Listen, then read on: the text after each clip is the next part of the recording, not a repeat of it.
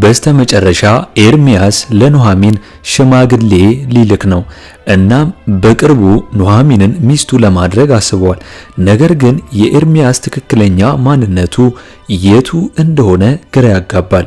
ብሩንስ ከየት እንደሚያመጣውና ለእነሱ እንደሚሰጥ አሁን የታወቀ ይመስለኛል ማለት ነው። ሌላው ደግሞ ኤደን ለፖሊስ እናገራለሁ እያለች ሶስናን ብታስፈራራትም ሶስና ግን የዋዝ አይደለችም። ኤርሚያስ እንደነገራት እንግዲህ ሶስናም ራሷን ለማስመለጥ አስደብድባት አፏን ይዛ ዝም እንድትልና ለማንም ምንም ነገር ትንፍሽ እንዳትል አስጠንቅቃ ልካታለች። እናም አሁን ከመቱ በኋላ ኤደን ፈርታለች ማለት ነው። የኮኪ አባት ኤርሚያስ መሆኑ በጣም ነው የሚያስገርመው። ፊልሙን እኮ እንግዲህ የሰፈር ሰዎች ብቻ የሚሰሩት ይመስላል። ምንም ያህል ቢሆን ግጥምጥሞሾቹ አንድ አይነት ወይም ደግሞ እዛው በዛው ሊሆን እንዴት ይችላል ብዬ አስባለሁ። ነገር ግን የኤርሚ ነገር ያስፈራል። ኑሐሚንን ቀርቦ የሚፈልገውን ነገር ካደረገ በኋላ ልጁን እንድትይዝ ጥሎባት ሌላ ቦታ የሚሄድ ይመስለኛል። እንደ ሶስና ማለት ነው። እስኪ ሁላችሁም ሐሳብ አስተያየታችሁን በኮመንት አስቀምጡልኝና በክፍል 15 አብረን የምናየው ይሆናል ማለት ነው። እንግዲህ ኑሐሚን ክፍል 15 ቶሎ እንዲለቀቅ ሁላችሁም ኮመንት ላይ ክፍል 15 ቶሎ ይለቀቅልን በማለት ይህንን ቪዲዮ ላይክ በማድረግ ጀምሩ። እንግዲህ ኑሐሚን በክፍል 14 እንዳየነው ከሆነ እንዳልኩትም ኤርሚያስ የሶስና አለቃ ወይም ቦስ እንደሆነ ቀድሜ ተናግሬ ነበር። እናም ኤርሚያስ ኑሐሚንን አድኗታል ማለት ነው። እንኳን ደስ አላችሁ። ነገር ግን ኤርሚያስ አሁን ላይ ጥሩ ልጅ ይመስላል። ነገር ግን ደግሞ የሆነ የተደበቀው ማንነቱ ግን ሌላ ይመስላል። ደስ አይልም። እናንተስ ስለ ኤርሚ ምን ታስባላችሁ? ሁላችሁም ሐሳብ አስተያየታችሁን ኮሜንት ላይ አስቀምጡልኝ እስቲ። አሁን ሙሉ በሙሉ የሐና አባት ተሰማ ቀስ እያለ ኤርሚያስን እያመነው መጥቷል። እንግዲህ ድሮ ኤርሚያስን ምንም አያምኖም ነበር። ኑሐሚንንም ቀስ ብለሽ እየተጠነቀቅሽ፣ ምክንያቱም ሰውን በአንዴ ማመን የለብሽም ጥሩም ልጅ ላይሆን ይችላል እያለ ነበር። ነገር ግን ኤርሚያስ አሁን ላይ እየተንከባከባቸውና ቤታቸው ወስዶ እዛ እንዲኖሩ እየፈቀደላቸው ነው። አሁን የሶስና አለቃ ኤርሚያስ ነው። ስለዚህ አለቃዋ የሚላትን ነገር ነው ማድረግ የምትችለው። ኤደንንም እንድትርቅ ነግሯታል። እናም እሷም አጠገቧ እንዳትደርስ ሶስና ኤደንን አባራታለች ማለት ነው። እንግዲህ ኤርሚያስ ተሰማና ኑሐሚንን ራሱ እቤት አምጥቶ እያኖራቸው ነው። በዚህ ጋር ደግሞ ኤደን ብቻዋን ቀርታለች። እናም ለእናቷ ሄዳ በእጨኛዋ አስደበደበችኝ ብላ ነገሩን ጠመጠመችው ማለት ነው። እናትየዋ ግን አላመነቻትም ኤደንን ስለምታውቃት። ነገር ግን የተመታችውን ስታይ ነው ያመነቻት። ያልታወቀው ነገር ኤርሚያስ የኮኪ አባት ሆኖ ተገኝቷል። እናም ኤርሚያስ ኮኪን ለኑሐሚን ወስዶ እንደሚሰጣት ለሶስና ነግሯታል። ምክንያቱም ኑሐሚን ጥሩ ሰው እንደሆነች ስላወቀ።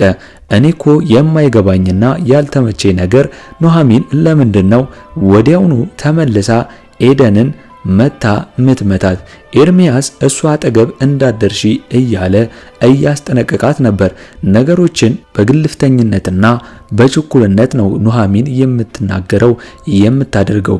ነገር ግን ኤደን ቀይራ ኑሐሚን ነች እንደዚህ ያስደረገችን በማለት ነገሩን ቀጣጥላው አያይዟለች። ገነትም እንግዲህ በሕግ ኑሐሚንን ለመጠየቅ ቆርጣ ተነስታለች። እንግዲህ ኤርሚም እንዳሰበውም ኮኪን ለኑሐሚን ይዞ መጥቶ ሰጥቷታል። ኤርሚያስ ሁለት መልክ አለው። ለእነ ኑሐሚን ጸባይተኛና ደግ ሰው ሲሆን ለእነ ሶስና ደግሞ የማይታወቅ ሰውና ከባድና አስፈሪ ነው የሚመስለው። ገነት ኤርሚን በሕግ ልትጠይቀው ነው። ኤደንም ሶስናን እያስፈራራቻት ነው።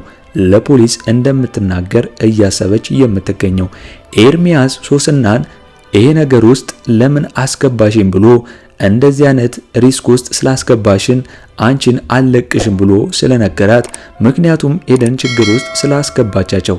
ነገር ግን ሶስና ኤደንን ልኳን አሳይታታለች። በጋርድ እንግዲህ አስደብድባታለች። ገነትም ለፖሊስ ለመናገር ብታስብም ኤደን ግን እንዳትናገርና ዝም እንድትል እናቷን ጠይቃታለች ማለት ነው። እንግዲህ በስተመጨረሻ ኤርሚያስ ለኑሐሚን ሽማግሌ ለመላክና በቅርቡ ኑሐሚንን ሚስቱ ለማድረግ አስበዋል። ነገር ግን የኤርሚያስ ትክክለኛ ማንነቱ የቱ እንደሆነ ግራ ያጋባል። ብሩንስ ከየት እንደሚያመጣው ደግሞ አሁን እየተገለጠልን መጥቷል ማለት ነው።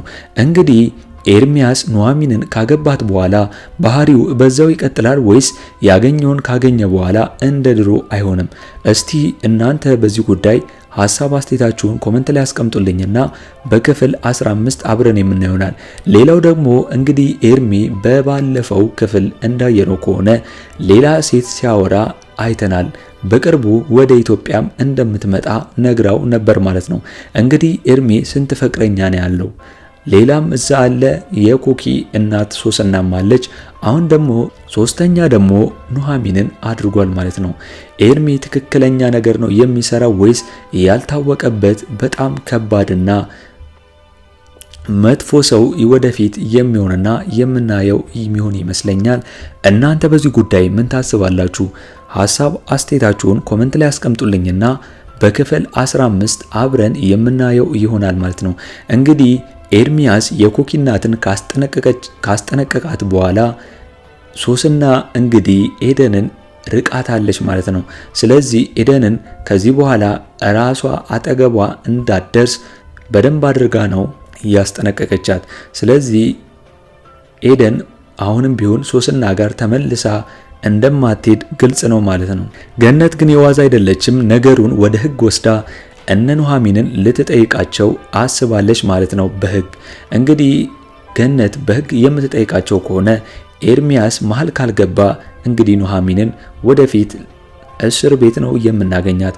ምክንያቱም ሁለት ምስክር ካለባቸው እንደምትታሰር ግልጽ ነው። ስለዚህ ይህንን ነገር ገነት ኤደን ካላስቆመቻትና ገነት በሕግ ከወሰደችው ከባድ ነው የሚሆነው። ወንጀለኞችም እነ የኮኪ እናትም ትያዛለች ማለት ነው። እንግዲህ ኑሐሚን ክፍል 15 ቶሎ እንደተለቀቀ እኛም በኮሚኒቲ ፖስታችን ስር ወዲያው ለእናንተ የምናስቀምጥላችሁ ይሆናል ማለት ነው። ለአምባር ሚዲያ አዲስ ከሆናችሁና ሰብስክራይብ ያላደረጋችሁ ካላችሁ ሰብስክራይብ በማድረግና የደውል ምልክቱን በመጫን ቤተሰብ እንድትሆኑን በአክብሮት እንጋብዛለን። በቀጣይ ክፍል እስከምንገናኝ ድረስ መልካም ቆይታ ይሁንላችሁ። ቻው ቻው።